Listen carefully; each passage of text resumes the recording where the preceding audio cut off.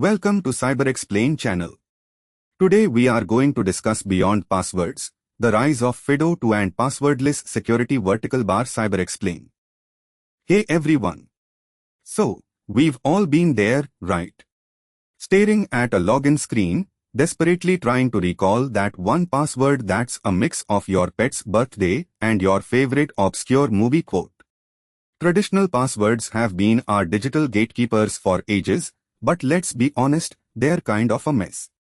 They're hard to remember, even harder to manage securely, and a goldmine for attackers.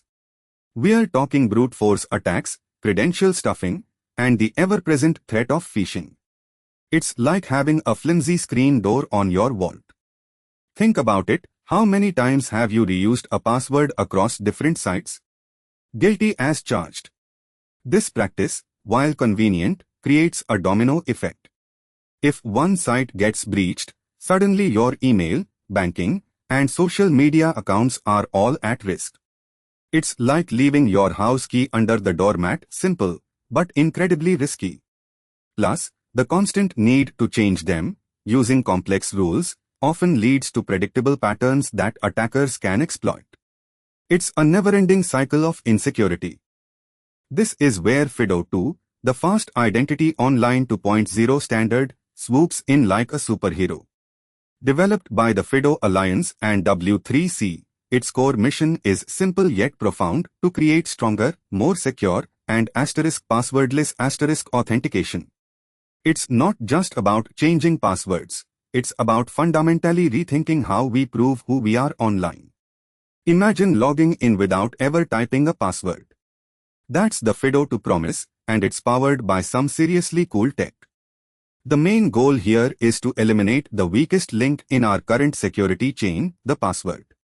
FIDO2 aims to provide a phishing-resistant, multi-device, and secure authentication experience. It's designed to work across different platforms and devices, ensuring that your authentication method is consistent and reliable, whether you're on your laptop, phone, or a future device we haven't even imagined yet. It's about making security seamless, not a barrier. So, how does FIDO2 achieve this passwordless magic? The secret sauce is public key cryptography, also known as asymmetric cryptography. Think of it like a secure mailbox with two keys, a public key and a private key. Your device generates a unique pair. The public key is shared with the service you are trying to access, like a digital address. The private key, that stays securely on your device, never leaving it. When you authenticate, your device uses the private key to digitally sign a message, which the service verifies using your public key. It's like proving you have the unique stamp without ever showing anyone the stamp itself. The real strength here is that your private key is never transmitted over the network. This is a massive win against man-in-the-middle attacks and credential theft. The verification happens cryptographically. The service only needs to know that your device, possessing your private key, signed the challenge. It's a much more robust mechanism than sending a password, which is essentially a shared secret that can be intercepted or guessed. The security is baked into the crypto, not into your memory. These digital keys are your FIDO authenticators. They can be built into your device, like your smartphone's fingerprint scanner or facial recognition, or be separate hardware security keys, like a YubiKey. When you initiate a login, your browser or app communicates with the FIDO authenticator. The authenticator then performs the cryptographic operation using the private key and sends back a signed response. This response is what the service uses to confirm your identity. One of the most common and user-friendly ways to unlock your FIDO authenticator is through biometrics, something you are. Think fingerprint scans, facial recognition, or even iris scans. These are incredibly convenient because they are always with you, right on your device. The biometric data itself isn't usually stored or transmitted. Instead, it's used locally on your device to unlock the private key or to authorize the signing operation. It adds a strong, inherently unique factor to your authentication. While biometrics are slick, there's also the option for a PIN, something you know. This is often used as a fallback if biometrics fail, or as a primary method for some authenticators.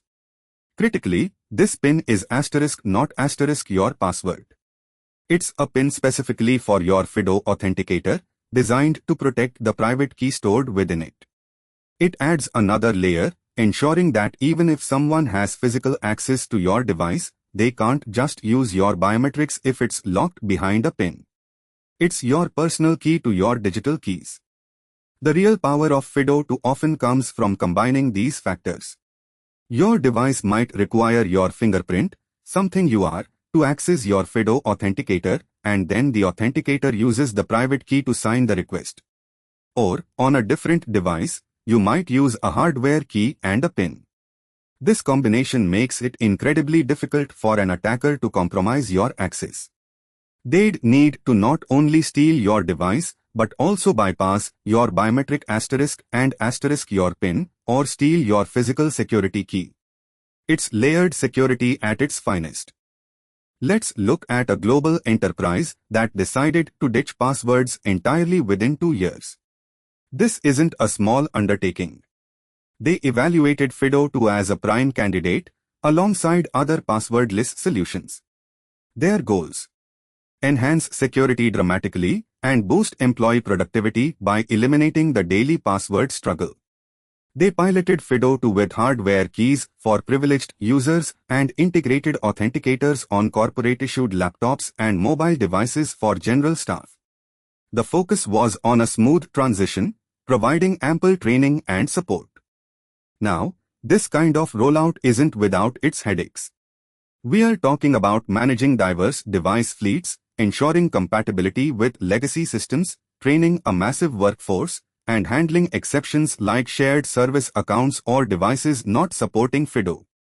They had to implement policies for lost or stolen authenticators and ensure compliance across different regional regulations.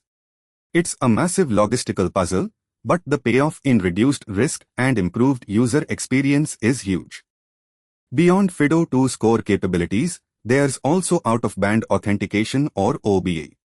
This is when you use a * separate * communication channel to verify a step in the authentication process. Think of your bank sending an OTP via SMS to your phone when you log in from a new device. The primary channel is your browser, but the secondary verification comes via a different path, your phone's SMS app. It adds another layer of assurance that the person logging in is indeed you. OOBA often ties into X.509 certificates, especially for device identity. These certificates are digital credentials that can be issued to devices, much like they're issued to people. When a device wants to authenticate or participate in an OOBA flow, it can present its X.509 certificate. This certificate, signed by a trusted certificate authority, verifies the device's identity and trustworthiness. It's like having a digital ID card for your laptop or server, ensuring it's not some imposter trying to access resources. When you combine an OOBA flow with X.509 device certificates, you create a powerful security mechanism. For instance, a user logs in with FIDO. Then, to perform a high-risk transaction, a request is sent to their registered phone, OOBA, which uses its X.509 certificate to authenticate itself to the service and then prompts the user for a biometric confirmation. This ensures that not only is the * user * authenticated, but the * device * they are using is also trusted. It drastically reduces the attack surface. Let's break down a typical FIDO2 login. First, the user's browser app requests a login. The server sends a challenge, random data. This challenge, along with information about the service, is sent to the FIDO authenticator. The authenticator uses its private key to sign this data, often requiring user consent, biometric PIN. It then sends the signed data and the public key back to the server. The server verifies the signature using the public key and checks if it matches the challenge. If all checks out, access is granted. Simple, right? FIDO2 aligns perfectly with the principles of zero trust. Zero trust assumes no implicit trust, and everything is verified. FIDO2's strong, device-bound, and phishing-resistant authentication is exactly what you need to verify user and device identities before granting any access. It helps enforce the never trust, always verify mantra by ensuring that only legitimate users on trusted devices can even initiate a session. It's a foundational piece for a true zero trust architecture. The benefits go way beyond just ditching passwords. For users, it's a vastly improved experience, faster, more intuitive logins. For the organization, it means a dramatic reduction in security incidents related to compromised credentials. Think fewer help desk calls for password resets, lower breach remediation costs, and increased regulatory compliance due to stronger authentication controls. It's a win-win-win for users, for security teams, and for the business bottom line. But it's not all smooth sailing. What about shared devices where multiple people need access? Or situations where a user has lost their primary authenticator? We also need to consider accessibility for users with certain disabilities or in environments where biometrics might be impractical.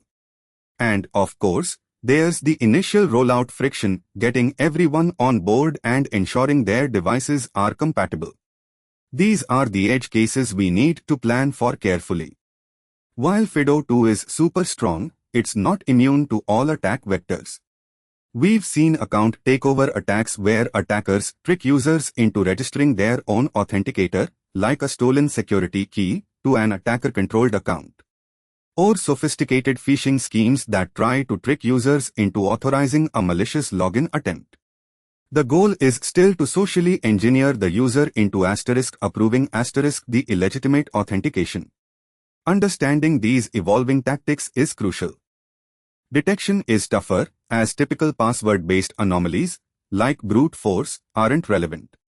Instead, we look for unusual patterns, a user suddenly logging in from a new device with a previously unregistered authenticator, or multiple failed attempts to use an authenticator followed by a success.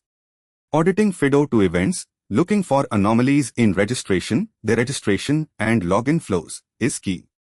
Monitoring for unexpected authenticators being associated with an account is critical. So, how do we stay ahead? Strong authenticator recovery processes are vital. If someone loses their key, how do they get a new one securely without compromising the account? This often involves multiple trusted factors or verification steps. Also, educating users about not sharing their authenticators and being wary of unexpected prompts is paramount. For enterprises, establishing clear policies for enrolling and revoking authenticators is non-negotiable. This is a big one for many organizations. Not all legacy systems natively support FIDO2. You might need to use bridging solutions or identity brokers that can translate FIDO2 assertions into credentials that older applications understand. Sometimes, it means accepting that some very old systems might not be able to fully adopt passwordless, requiring a hybrid approach until they can be retired or modernized. For passwordless to work effectively, especially with integrated authenticators, robust device management is crucial. Think Mobile Device Management, MDM, or Unified Endpoint Management, UEM. These tools help ensure devices are compliant, up-to-date, and have security policies enforced. They are essential for managing the life cycle of authenticators tied to specific devices and for ensuring devices themselves are trustworthy. We are heading towards a future where passwords are a distant memory for most online interactions. FIDO2 is leading the charge, but other technologies are also evolving. The goal is to make authentication so seamless and secure that you don't even think about it. Imagine your devices just knowing it's you. It's a massive shift, and while challenges remain, the direction is clear, away from vulnerable secrets and towards cryptographically secure, user-friendly identities. When an enterprise embarks on this journey, they need a phased approach. Start with high-risk areas or pilot groups. Define clear policies for enrollment, recovery, and revocation. Choose authenticators that balance security with user needs, maybe hardware keys for admins and integrated biometrics for the broader workforce. Crucially, plan for change management and user education. It's a transformation, not just a tech upgrade. This is arguably the biggest win. No more forgotten passwords, no more tedious password reset processes.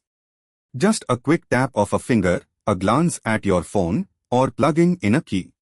This dramatically improves productivity for employees and customer satisfaction for external-facing services. The friction is removed, allowing users to focus on their actual work or tasks, rather than fighting with their login credentials. Major cloud providers like Azure AD, Entra ID, AWS IAM, and Google Cloud Identity are increasingly integrating FIDO to support. They act as the central identity broker, allowing you to manage FIDO authenticators and policies for your cloud resources and connected applications. This makes enterprise-wide deployment much more feasible, as you can leverage existing cloud infrastructure for managing these advanced authentication methods. A more advanced attack involves tricking a user into registering an attacker-controlled authenticator, like a fake security key or a compromised device, as part of the user's legitimate account. This might happen through a phishing site that mimics the registration process. If successful, the attacker can then use this registered authenticator to log in as the user. This highlights the importance of verifying who is performing the registration and the security of the device being used. How do we catch this? Look for unusual registration patterns. For example, if a user suddenly registers a new hardware security key that's never been seen before, especially outside of their normal geographic location or at an odd hour, it warrants investigation. Monitoring registration attempts, the type of authenticator being registered, and the context, user, device, location, are vital detection mechanisms. To combat this, robust authenticator enrollment policies are key.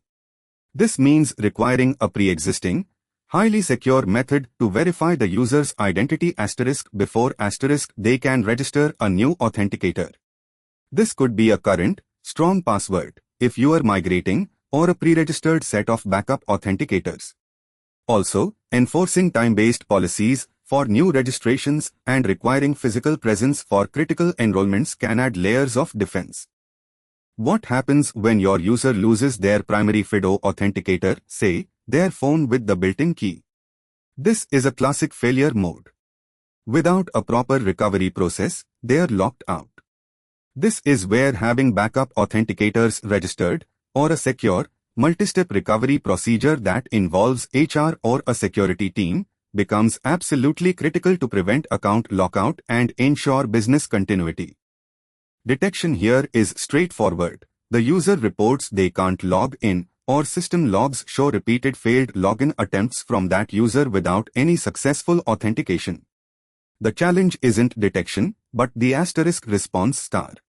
If the recovery process is slow or insecure, it becomes a business disruption or a security risk itself. The mitigation is designing secure, well-documented recovery workflows. This often involves a combination of factors, like answering security questions, providing identity verification through a trusted third party, like HR, or having a pre-approved administrator manually re-enable access or assist in registering a new authenticator. The key is that the recovery process should be more burdensome than a regular login, but not so complex that it becomes unusable. It's a balancing act. FIDO2 and Passwordless are powerful steps forward. As technology evolves, so will the attack vectors and the solutions. We'll see more sophisticated biometrics, better device health checks, and perhaps even continuous authentication methods that verify identity throughout a session. The journey to truly secure and effortless digital identity is ongoing, and staying informed is our best defense. Thanks for watching. Subscribe to the CyberXplain channel. See you on the next video.